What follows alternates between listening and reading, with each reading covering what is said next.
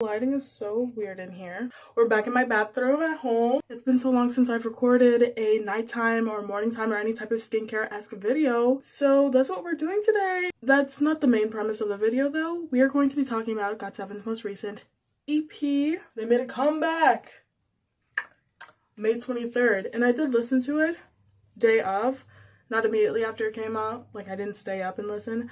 But I did listen to it day of. Check. And I wrote down my reviews and opinions of each song, and we're gonna talk about it.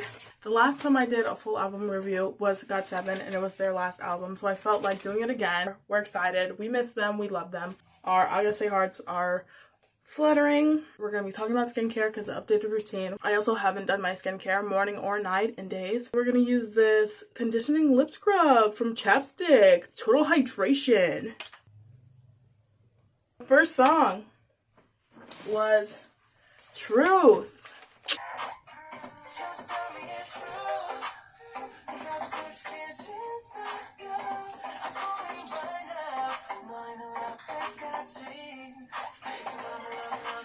We marked the lyrics as a 7.6. My favorite lines are in the bridge. This is just the rough translation based off of genius.com. Was when it said, "Pull me away so I don't fall for you." I love that. And different like pre-chorus parts, they talk about hunger and boredom. Why am I so hungry? Why am I so bored? Things like that are kind of innate and instinctual sensations, which so is like attraction in a way. Also, these feelings are like from missing something. You're lacking something. Applying it in any type of relationship aspect, you're missing a person. You're lacking the presence of someone else. Just in general, I love a pleading concept. Rack some points up for me. Sad plus yearning is going to equal to a romance that's fun to view and that's relatable. Pleading, wanting something that they can't have or that they do have or that's just out of reach and feeling melancholic over it. People can relate to that, and if you can't relate to it, it's entertaining to view and watch people as they try and maneuver through those emotions. And I think in general the lyrics convey the concepts really well. Because of your understanding of the lyrics and how well they convey the concept, you'll be able to have a connection to what is happening, like the story they're telling, without necessarily having to have experience what the song is describing. Y'all know the numbers are arbitrary. I said 7.6. I don't know why. For production, we had 9.1. Strong percussion, which was driving the main aspect of it for me. I love the little claps, snaps in the background. And there was this soft, like, clinking bell sounds in the chorus that made me think of when you're hitting wine glasses with water in it, or just any jar with water in it. The vocal style that everyone had seemed to fit a very R&B rhythm and blues vibe.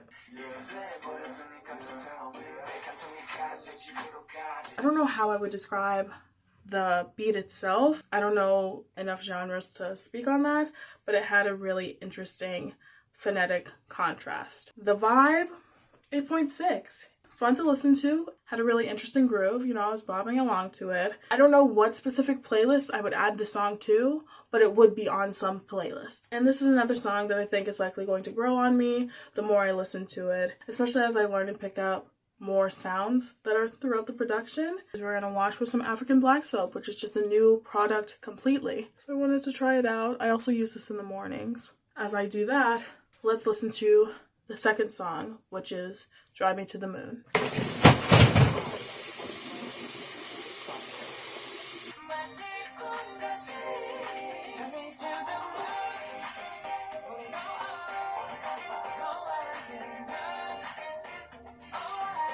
Next, we're going to be washing with this Cetaphil Gentle Foam Cleanser, but I've been using it this entire school year. Lyrics for Drive Me to the Moon, I put them as 9.4. There's just a very poetic feel about it, and it may be cliche of me, it may be cheesy of me, but I love that. I love the poetic aspect more so than storytelling, if that makes sense. Okay, after some technical difficulties, I'm back. Anything that relates to the moon, I'm gonna have a bias towards. Ew. It's bright, it's alluring, it leads the night, and it's mystical, so how can you not love the moon? The feeling of the song the vibe of the song and the story it's trying to tell is talking about how love lifts you to cloud nine, brings you up to space, feels like you're dreaming. It's a Cinderella type love, you know what I mean? Very sweet, very magical, mystical. It gives the vibe that you're having a nice night under the stars. When you're with that someone, that special someone, you're floating, and life is but a dream. Production, I said 7.8. When I heard the song, the sounds were not what I was expecting. After reading the lyrics, I was expecting a slower vibe. The music felt very high and bright, and so I would acquaint it more with stars as opposed to the moon, if that makes sense. The sounds are very youthful. It gives a very young love feel. It's just generally a lot more sweet than I was expecting. And the sounds themselves feel like a modern spin on a retro sound.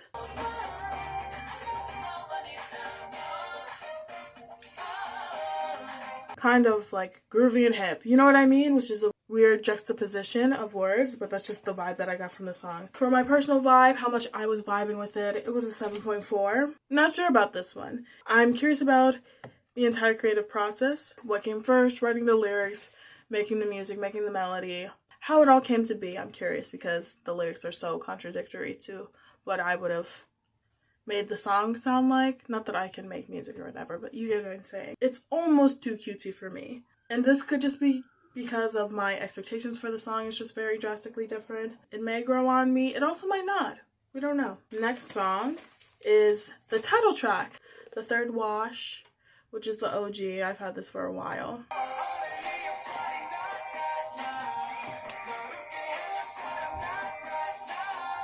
I said the lyrics were a clean, flat 8. The lyrics are very flirtatious. Song reminds me of the beginning stages of a relationship, or just not even a relationship, getting to know someone. I cannot read my handwriting. Thirsty. Can anyone read what that says? But thirsty something, plain and simple. For the production, I said it was a 9.3. I had higher expectations for it because it is the title track, and it did not disappoint. Before I move on talking about that, we're going to spray with some, this is new, got it from JC. The music in general is a lower register. I feel like people are singing, not in a super low register, but lower register than other songs. Some of the previous songs in the album, which is what's giving it the more flirty feel. Ad-lib background sounds. When talking about the low register soft voices, it seems like they feel soft in a way that they're whispering, but they're not actually whispering, so it's breathy in a good way. And now I'm going to spray the Witch Hazel and Rosewater one. I also loved all the little ad-libs and background sounds. In general, for the vibe, we said 8.8. I understand why it's a title track. I don't know, it's catchy. I can't read my handwriting again. I had fun with the little well, oh, well, that gets stuck in your head, but you don't mind it.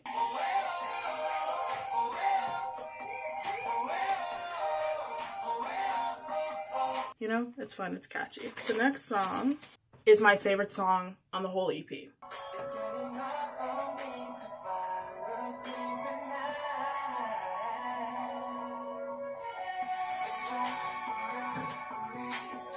One more spray of each because I like my skin to be a little dampened before I add my serums and shit. Okay, maybe more than one spray. The two serums I've been using at night are Collagen Booster and then Retinoid. The lyrics were an 8.2. It's a breakup song. What I got from the premise of the song, so you're holding on to the good of the relationship, and so you're only seeing that aspect of the relationship while you're reflecting on it. It's very one-sided, the not wanting it to end. You don't want the breakup, but I think you understand why it needs to happen, even though you're only able to focus on the positive. You're keeping the relationship preserved very fondly in your memories, to the point where you don't want the relationship to end. You need to forget these fond memories in order to be able to move on. And then for the production, I said it was a 10. The music itself feels like sad, rainy, lo-fi music, like that would be on a playlist. And I feel like that fits the concept of the song really well, or what I perceive the concept to be. There was a higher BPM to the song than I had expected, but I still liked it. And I really liked the echoey effect on the music, the vocals. There's like a slight echoed aspect that I really enjoyed.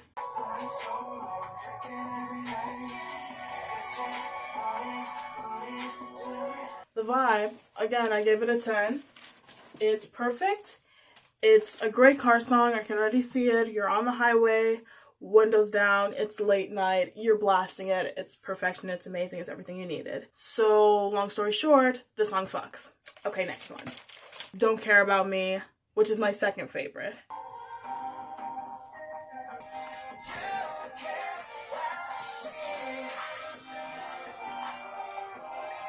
I use a lot of moisturizer. We're gonna use this one first. Ignore the price tag, but it's a Neutrogena Soothing Clear Turmeric one. Then we use the Cetaphil one.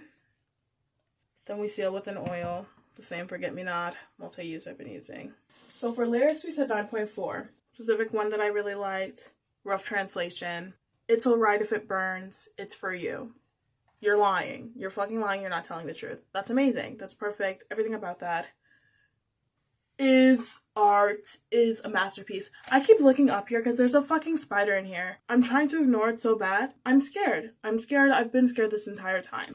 The general plot of the song, that's kind of funny. It's a story of struggle and obstacles, and it's about working towards a goal. It talks about how working towards a goal in any aspect is painful, or it can be, yet it's still satisfying when you accomplish it, or just knowing that you're actively working towards the goal is satisfying in and of itself. Kind of in a way that scars can measure the extent of your journey, how far you've come. Because of that, you're allowed to be proud of them. Reading the lyrics begs the question, who is this a message for? AKA, who hurt you? Why did you feel the need to share this? For production, it's a 10. Because of this song could have taken, based just on the lyrics, could have been very sad, very emo, which I still probably would have fucked with a lot. But it could have taken a completely different turn. And it didn't. Instead, it's, really prideful. It's powerful. Especially with the pre-chorus. Go high! Like, you're kidding.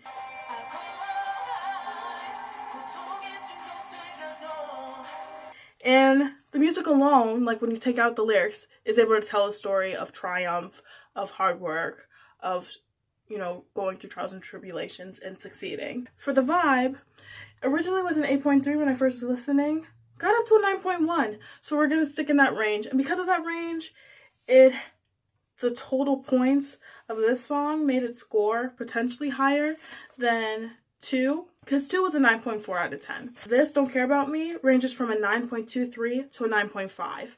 And that's strictly because of the vibe. But because of 2's vibe being a 10 out of 10, that's why I fuck with it the most. That's why it's my favorite. But Don't Care About Me might be a generally better song as a whole. As I listened to the song, it grew on me. And I was feeling kind of angry. I don't know who I was mad at. I just knew I was mad, and I felt spiteful, because I felt like I'd won while listening to it. I don't know why, but that's the vibe. So I guess spite is better than anger at describing it. I didn't do any of that moisturizer. Oh, are we on the last song already? Which is Don't Leave Me Alone.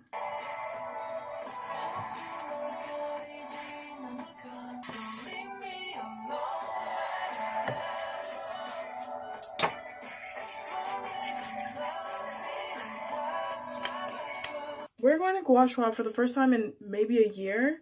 I stopped because my skin had been getting really bad, and using my obsidian roller tool and the gua sha tool over my acne was painful. My whole ordeal about skincare is being able to enjoy it, even if I don't know what everything does, even if some things are shams and don't actually work or do anything. It's really personal time with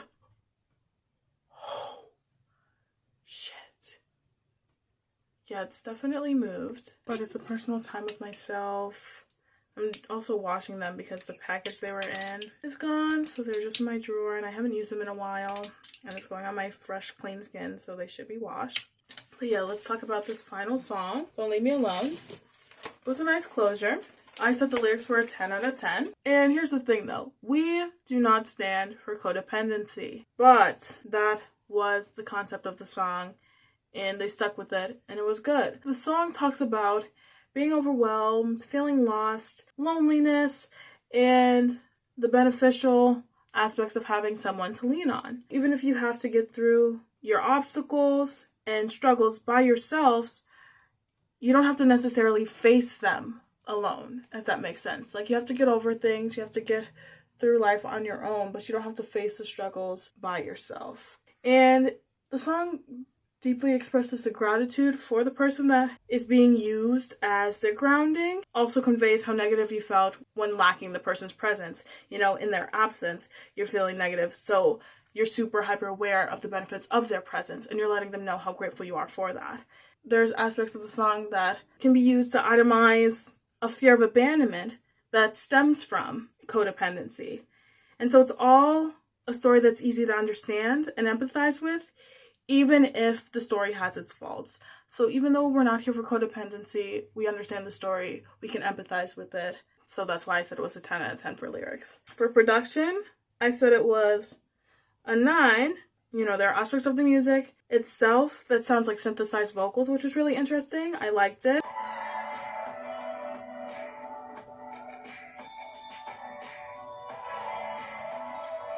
Because of that, it kind of sounded like waves, like the ocean. Siren sounds even, if that makes sense, like a calling, lulling sound like the ocean, which was really cool. If you remember from my previous video, the ocean, like the moon, is a big bias of mine, obsessed. A cliche that will get me every time. I feel like the softness of their voices really worked well to express the emotions of the song, the fear, the gratitude, and the whole 9, etc.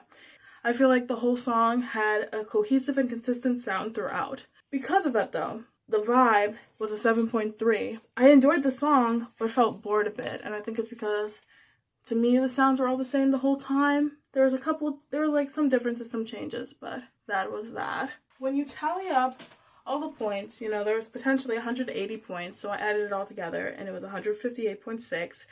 out of my scoring, which is completely arbitrary, but the whole album scores an 8.81 out of 10. So obviously it's a fucking amazing album. It's great, it's perfect. That's 4.5 stars. We love it.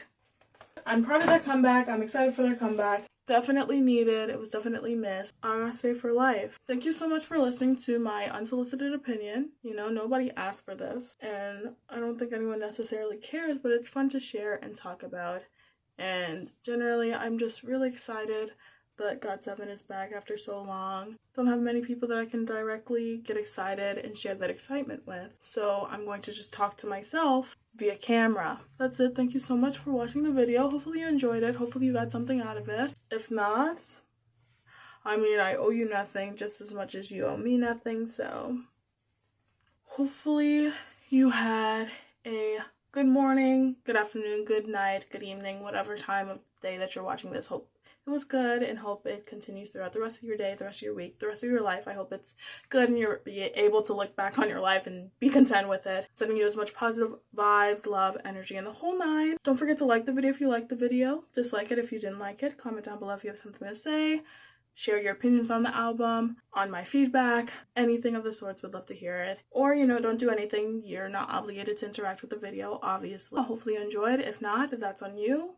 Well, it's not on you, but you could have clicked off the video, so your dislike of it is your opinion, but I'm not forcing you to stay here. But if you made it here, thank you. Wishing you the best. Bless.